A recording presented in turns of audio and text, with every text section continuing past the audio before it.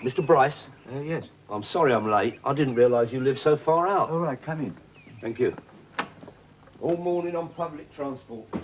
3 changes, and I couldn't get a cab at the station. Let me take your coat. Oh, thank you. You're looking at a piece of chewed string, Mr. Bryce. Well, perhaps I should have met you. Oh, just a minute. Sandwiches in the pocket. Is that all right? Oh, yes. I wouldn't mind, but I should be in Slough. Slough? Should have been in Slough 2 hours ago. Oh, well, never mind, you're here now. Come, friendly bombs, and fall on Slough. What? It's a poem. Oh. Nothing against Slough, then? No. Poem. I had you down for an intellectual the moment I come through that door.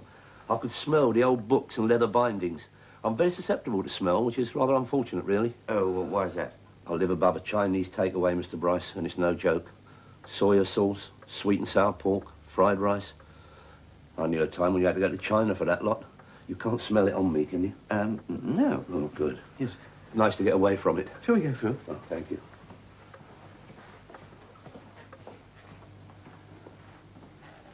Thank you. Oh, you're living my dream, Mr. Bryce. I beg your pardon? I've always wanted a book-lined room in the country. Do you like books? I've got a few, nothing like this. It's the first thing that struck me when I come in the door. Not a penguin in sight, all hardbacks. I left school when I was 14, educated at the end of the war. No chance. No. Can I get you a drink, Mr. Vincent. Vincent. Is that your first or second name? Both. What? Vincent? And neither. And neither. We don't use our real names. Would you? No, I suppose not. Can I get you a sherry? Oh, thank you. I think Vincent's a good name. Yes. One of my colleagues calls himself Peas Blossom. Oh, really? Yeah, name of a fairy. I know. 12th night. Midsummer Night's Dream. You sure? Yes. Oh, well, I haven't had your advantages. I left school at 14. Minor public school? Yes. What do you do now? I write. I could have been a writer, Mr. Bryce. There's a book in me. If only they'd bothered to teach me English properly. It was the split infinitives and possessors were done for me. What do you write? Adventure stories? No. Historical biography. History. Fascinating subject. Much maligned. Who said, when I hear the word history, I'll reach for my revolver? It was culture. I thought it was Goering. He said it about culture. You sure? Yes. Were you a teacher? Yes. Yeah, I thought so. Hence a comprehensive knowledge and the urge to correct people. Oh, all the I'm time. sorry. I didn't mean to... No, I don't mind. I hope you don't mind me chatting on like this, but I like to break the ice. No, I don't mind. Wasn't quite what I expected. Oh. Am I a disappointment? A disappointment? Should I have worn a darker tie? I would like to know. I haven't really thought about it. Oh, I have. After all, we are talking about death. Yes. Yes, I suppose we are. Of course, you could take the image too far. I mean, I couldn't go round with a scythe and an hourglass. Not on the underground. No. Yeah, I made you smile, Mr. Bryce. What? That was my intention. I like to keep things light. I feel there should be a genuine uplifting of the spirits on the approach of death. Don't you agree? No, actually, I find that rather difficult. You nervous? Yes. Oh, don't be.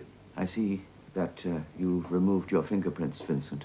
Well, I don't want to answer too many awkward questions. I mean, the less people know about my little visit here today, the better. You get my drift? Yes. Is it in the bag? Yes. Do you want to see it? Oh, well, if you wouldn't mind.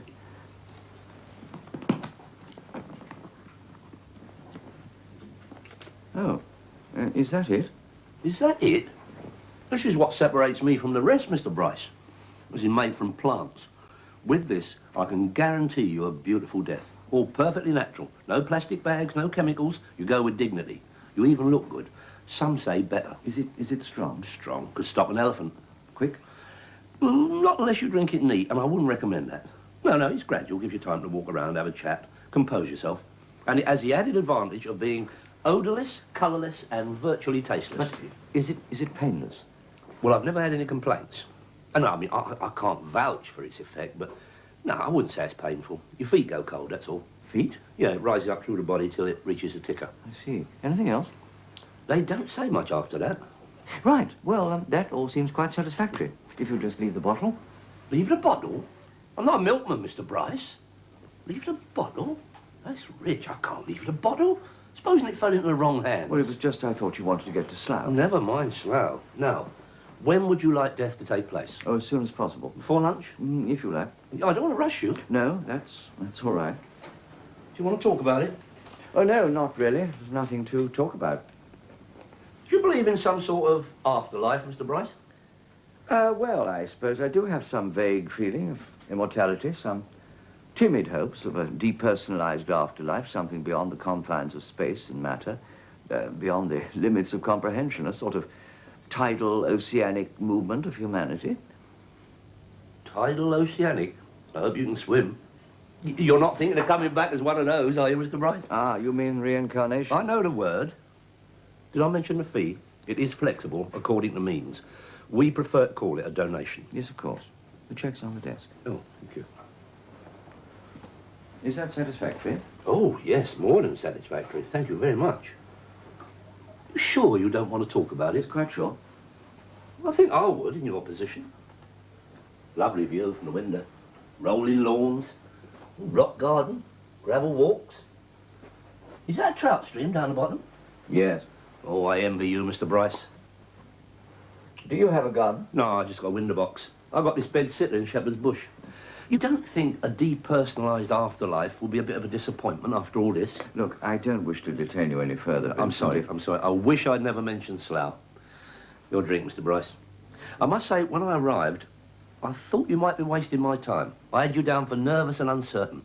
I had no idea you would display such stoicism in the face of death. Yes, well, it's not me that's going to have to face it, is it? What? It's my wife who's going to have to take the stuff. Your wife? Yes. You sure? Of course I'm sure. Not you? Yeah, Don't move, Mr. Bryce. I think there's something in your glass. My God! You were going to poison me! A slight misunderstanding. A slight misunderstanding? I would have been dead. I must have confused you with Slough, I'm sorry. You might have warned me. You're not very professional, are you? On the contrary, I was being very professional, Mr. Bryce. What do you think I was going to do? Say, here's the poison, knock it back? No. You go to the dentist, you don't see the needle, do you? He hides it behind his back. Talks about the family, the weather. How's the wife? How are the children? And then bingo. Bingo, and on to Slough, leaving me on the carpet as dead as mutton. I have said I am in error. If we can't admit our mistakes. And after all, there's no great harm done. At worst, I may have poisoned your rubber plant. Well, isn't that enough? Now, look, if you just leave the bottle... I can't do that. I have to see her. Why is that necessary? Why is that necessary? Look, Mr. Price, I'd like to point out there are a number of husbands with ambitions to become widowers. We have to be very careful. Careful? You haven't been very careful up to now. Oh, I hope you're not going to keep harping on about that. I just have to ascertain that your wife is ready to go. Oh, yes. She's been ready for years. Oh, why is that, Mr. Bryce? Depression. Depression? Yes, what's the matter? Don't you touch depression? Oh, yeah. We call it the big D. Means she's depressed living here? Oh, yes. You should live in Shepherd's Bush. Just one question, Mr. Bryce. If she's been ready to go for years, why has she never gone? Well, the trouble is, she's always wanted me to go with her. What? It was my idea to get married. She would have preferred a suicide pact. I see. Well, it'd have to be a no. Oh, plenty of those. Yeah? Which would you prefer? Oh, no, these won't do at all. They're typed and unsigned. You could have prepared these yourself. She likes to leave them in the typewriter. And look at this. Rain. I can't go on. People don't kill themselves because it's raining, Mr. Bryce. Oh, I thought the final reason could often be quite trivial. There is trivial and trivial. I just hope you're not wasting my time. Now, would you please fetch your wife? Oh, you have a dog. Yes. Does he root around in the wastepaper basket? Sometimes. In that case, I suggest you burn this. And now I like to wash my hands. This stuff gets everywhere. Across the hall.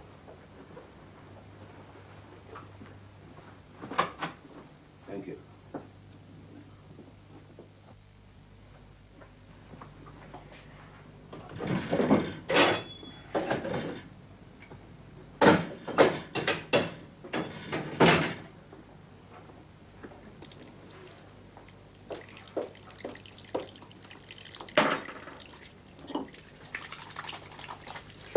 Walter?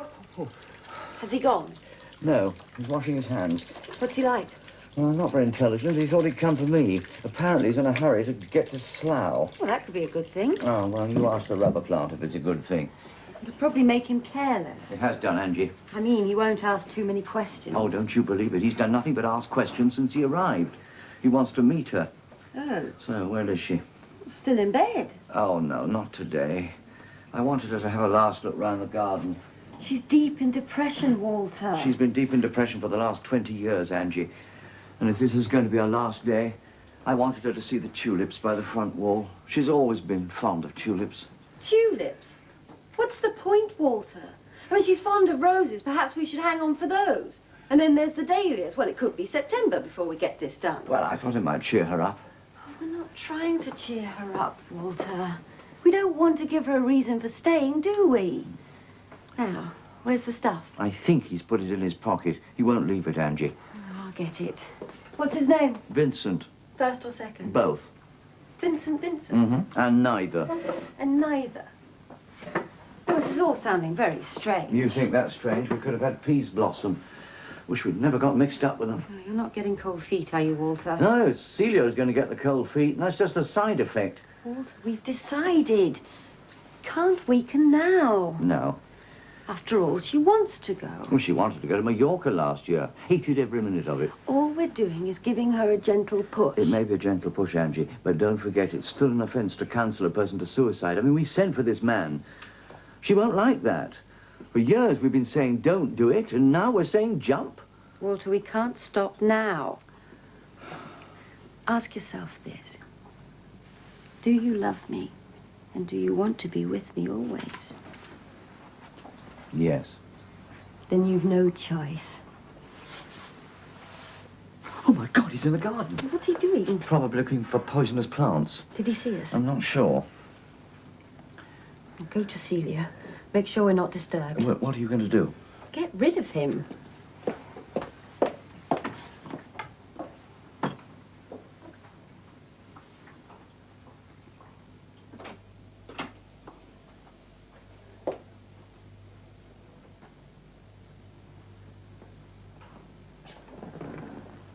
Hello.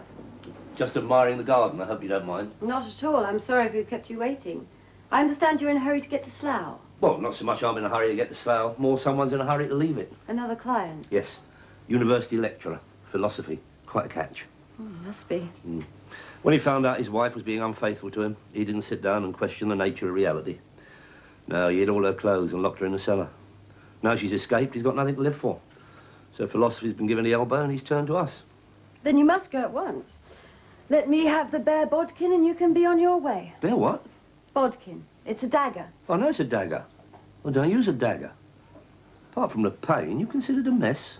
I was quoting. Oh, quoting. I suppose you get that from Mr. Bryce. Well, I'm afraid it's wasted on me. I left school when I was 14. I'm sorry, I didn't mean to sound... No, it's all right. I just don't like to be rushed. Of course. I didn't mean to rush you. May I get you another drink? Oh, thank you. Sherry. Please. I must say, it's nice to know that this is being handled by a professional. Oh, it makes all the difference. How did you hear about Exodus? A friend told me. Oh, yes. We rely a great deal on word of mouth, which is a pity, really, because most of our clients aren't talking. We're comparatively new to the business, but we're expanding gradually, in spite of the restrictions on advertising. We still can't get in the yellow pages. There, I made you smile. Good. I like to keep things light. After all, we've all got to go sometime, haven't we? Oh, I quite agree, and if someone's made up her mind, there's no point in arguing about it. Very true. I think there's a train about 12. Is there? I could be in Slough by 2. The day wouldn't be completely wasted. Well, all you have to do is take the cheque, leave me the required dose, and you can be on your way. The cheque's on the desk. I hope it's satisfactory. Oh, yes, more than satisfactory. Good.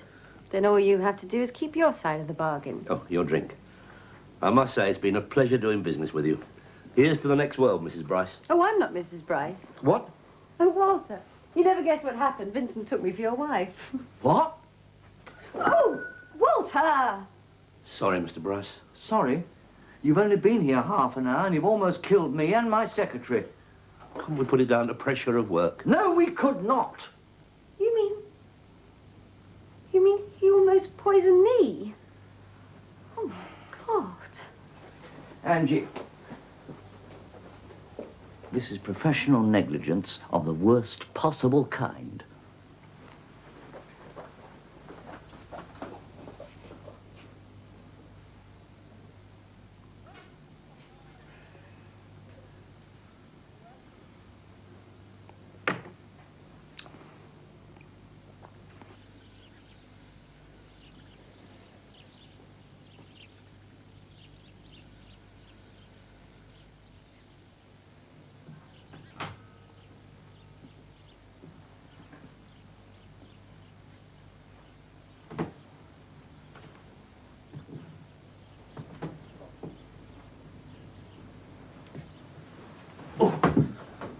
Hello. Mrs. Bryce. Yes? Who are you? My name's Vincent. Did my husband send for you? Yes. I thought so. And you think you can help me? Well, let's put it this way. I won't have to call again. You can't dissuade me. I wasn't going to. My mind's made up. Splendid. Please, don't humour me. Celia? Oh, I see you've met Vincent. Yes. Did he tell you why he was here? He didn't have to. I know why he's here. He's a Samaritan, isn't he? What? No, he's not. He's not a Samaritan, Celia. But he is here to help you. How can he help me? I saw Mother again last night. Oh, what does she have to say about all this, Mrs. Bryce? She's dead. Oh. Did she have a message for you from the other side? No. She just smiled and nodded and beckoned as she's done many times before. And you have this urge to follow? Yes. So why are you still here? Well, because of Walter. I've stayed for his sake. He's always needed me. He doesn't care how long I suffer. Well, I've been thinking about that, Celia, and I've been wondering if I haven't been selfish. I mean, is it fair to you? What? And Vincent's got this wonderful stuff. It could stop an elephant. It's tasteless, odorless, and painless. Well, your feet go cold, that's all. What are you talking about? Who is this man? He's from Exodus. Exodus? Ah, you've heard of us. Our reputation is growing. Of course I've heard of you. You want me to die, Walter? No. I want you to be happy, Celia. You said you couldn't live without me. I can't. You said you would never let me go. You'd die sooner than lose me. That's true. Oh, I see. Now I understand. You do? You mean we're going together? What? Well, that is what you mean. Yes, of course. I mean, how could I let you go on your own? After all, we go everywhere together. Oh, Walter, you've made me so happy. Oh, good. Unfortunately, Vincent has a rather pressing engagement. It may mean we have to wait. He has to go to... You mean you're going together? Both of you? Yes, didn't I make that clear? Not in as many words. The double? I've never done that. Could I use your phone, Mrs. Bryce? I'd like to ring Slough. Certainly, it's in the study. Thank you. This is my lovely day. This is the day I shall remember, the day I am dying.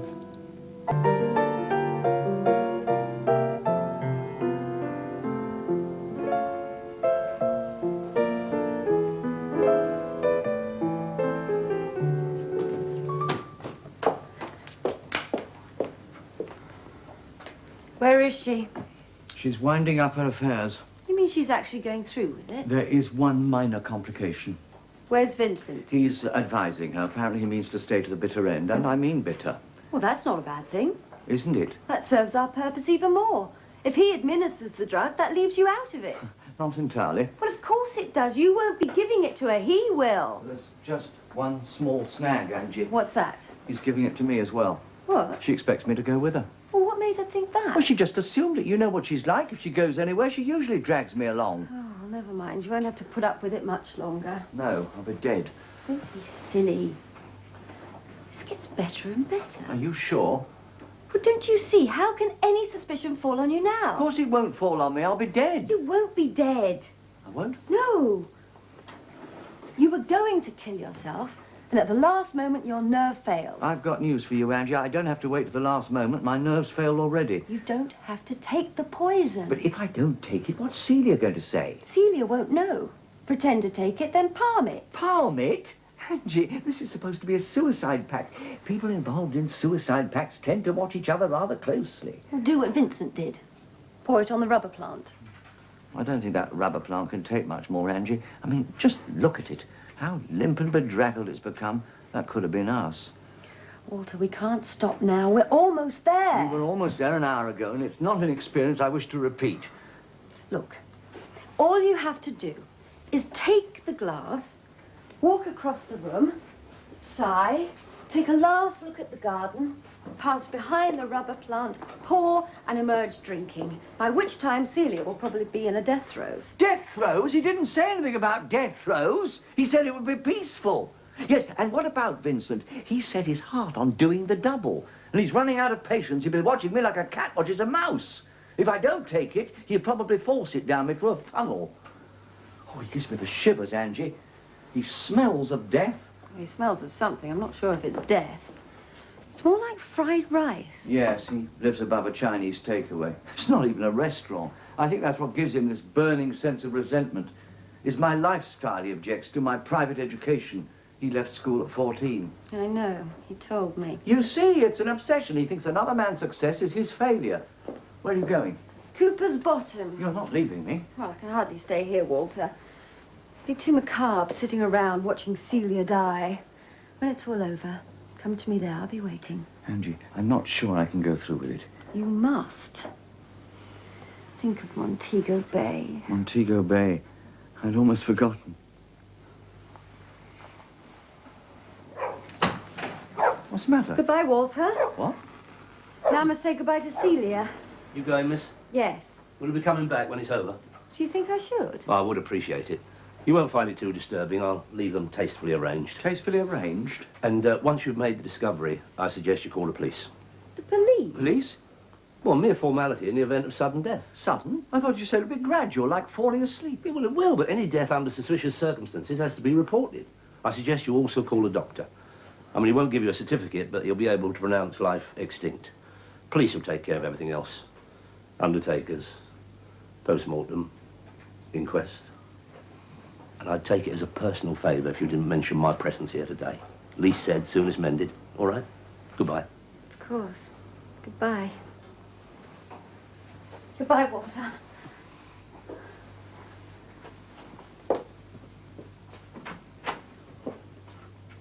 Nice girl. Yes.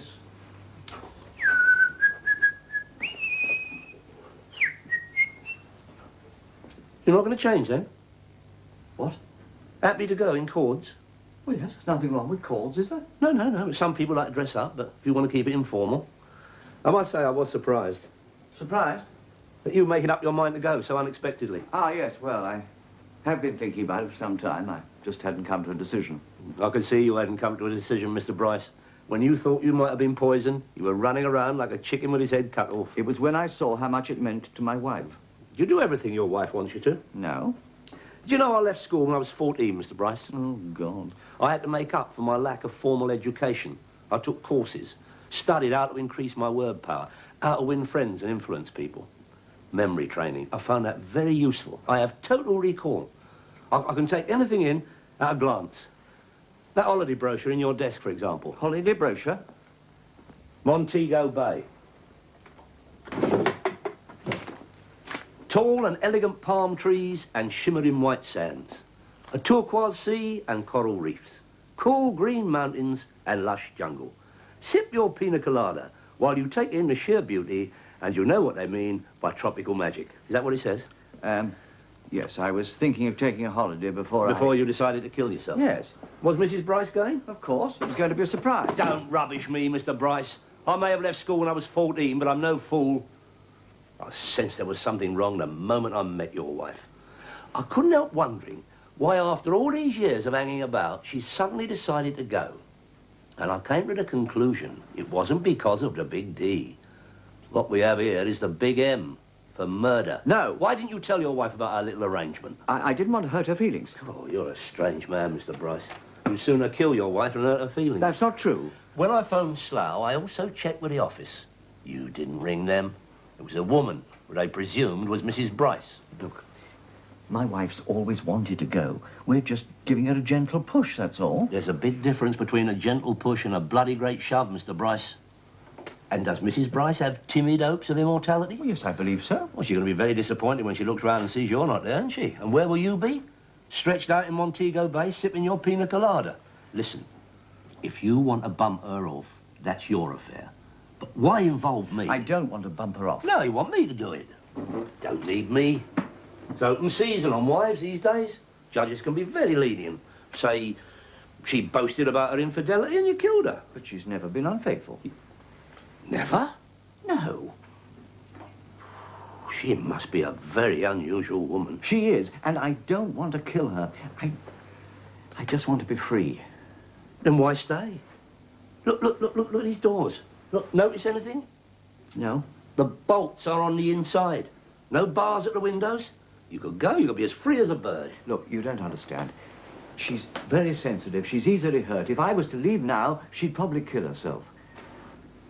What was that, Mr. Bryce? I mean, I couldn't hurt her like that. You mean she's got the money? Yes. Well, I mean, there's not much money in literature these days. Oh, I see. And you think I should endanger my professional reputation because there's not much money in literature? I'm sorry. Your cheque is on the desk, Mr. Bryce. Tear it up. Certainly.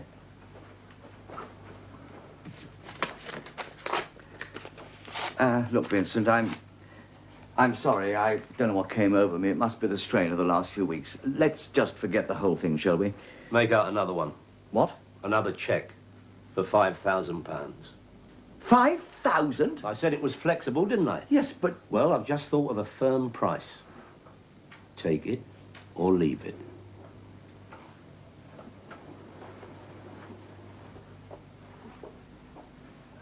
$5,000? Just fill in the amount and sign it. I'll put the other details in later. There's just one thing that worries me. What's that? Well, my wife thinks that we're going together. And how do we make sure that I don't get the poison? Oh, simple. I just put 2 glasses on that tray. Our master tray with my body. Well, yes, You didn't but- see me put it in last time, did you? No. No, well, I just dropped my little herbal remedy into her drink and leave yours alone. Yeah, well, look, don't think I'm being difficult. No. But, wouldn't it be better if the glasses were different? If I were to drink from the red goblet? Do you normally drink from a red goblet? Well, no. I mean, if you suddenly decided to drink from a red goblet, don't you think your wife would be suspicious? I don't know. I mean, if you were going into a suicide pact and your partner suddenly produced a red goblet that he'd never drunk from before, wouldn't that raise a question mark? Yes, I suppose The so. important thing is not to arouse suspicion. But you will be careful. Careful's my middle name, Mr. Bryce. You haven't been very careful up to now, Mr. Vincent. That's another thing I noticed about you. The way you keep throwing people's mistakes in their faces. All right, so I made a boo-boo. That's in the past. What's your poison? Pardon? What do you normally drink at this time of day? Oh, dry martini. Oh, good. Good? Yes, it goes very well with a dry martini. After you, Mr. Bryce.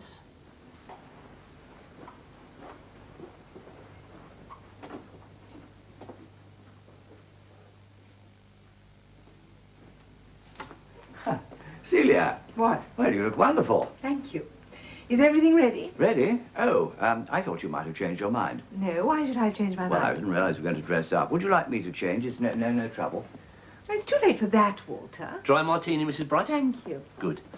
The advantage of alcohol is it speeds up the assimilation into the bloodstream. Speeds up. We're not in any hurry, are we? Ice? Thank you. Twist of lemon? Yes, we always have lemon.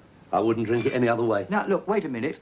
How do we know that it's painless? I mean, we could die in agony, and a twist of lemon's not going to help. Well, what do you suggest, Walter? Well, couldn't we try it on the dog?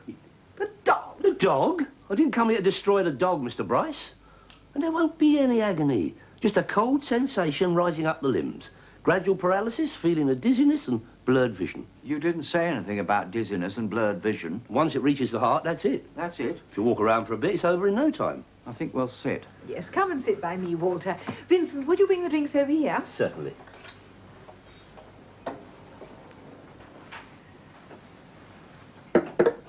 Which is mine? But, darling, they're both the same. There's no difference. Oh, is there? no, of course not. Relax, Walter. Hold my hand. Look at the garden. Isn't it lovely? Yeah. I'm glad we waited for the tulips. Pity about the lawns there. What? Well, they could do with a cut. It's just a thought, but is there time to get the mower out? Of course not. Vincent has to get to Slough. Should we drink? In your own time, Mrs. Bryce? You know what this reminds me of, Walter?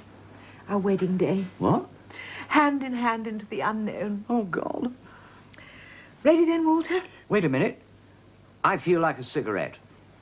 But you don't smoke. Do you know why? Because I've always thought it was bad for my health. No problem, Mr. Bryce. I always carry a few for just such an occasion. Ah.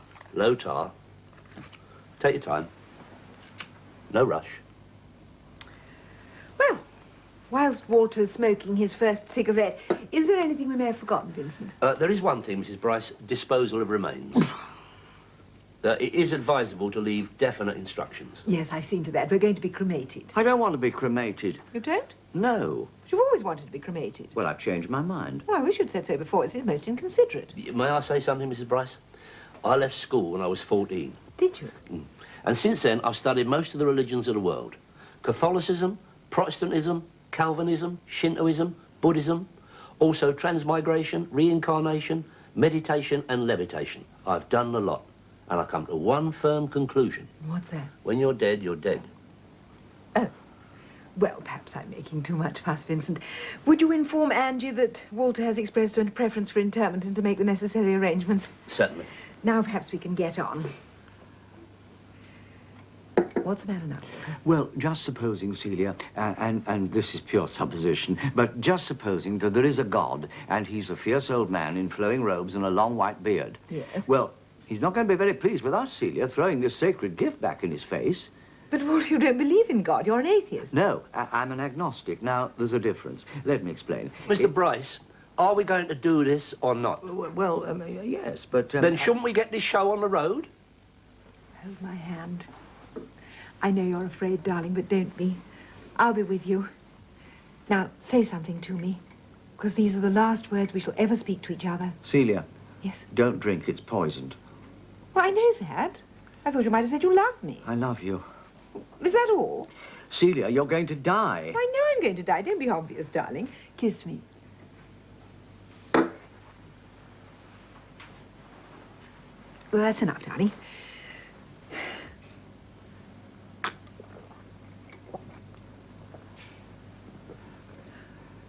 You drank it? Yes. Oh, my poor Celia. Was that your glass? What's the difference? What? Drink water. Yes. What was it like? A little bitter, that's all. Bitter? Drink, my love. Yes. Deeper?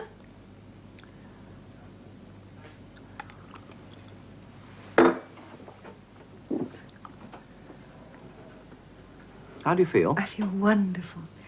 If this is dying, why are we so afraid? There's no pain. How are your feet, Celia? Winged. I'm running to a safe haven. My head is clear, my eyes bright. No dizziness? No, just elation. Well, no coldness rising up the legs? All I feel is a sense of well-being. Come, Walter, walk with me as far as the trees. I can't. It's my legs. They've gone cold. I can't move them. Oh, my God, I've been poisoned. Well, of course you've been poisoned, Walter. If you can't walk, one last embrace. Poisoned? Why did I let you talk me into this, you ridiculous woman? Walter, don't rave and shout, not at a time But like I'm this. dying, you stupid cow! Walter! You're not dying, Mr. Bryce. Of course I am. Allow me to be the judge of whether I'm dying or not. You can't be. But I drank the poison. No, you didn't. There wasn't any. What? You mean we aren't going to die? No, Mrs. Bryce. What Mr. Bryce is experiencing is the placebo effect. There's nothing wrong with him.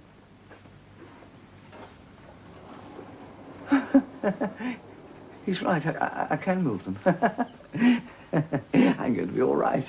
I'm going to live. I'm going to live. I'm going to live. Damn it, Vincent. This isn't good enough. After all we've been through, you got the nerve to tell us there wasn't any poison. I'll certainly have something to say about this. Are you trying to make fools of us, Vincent? No, Mrs. Bryce. Well, you can hardly call this responsible professional behaviour. On the contrary, I was exercising my professional discretion.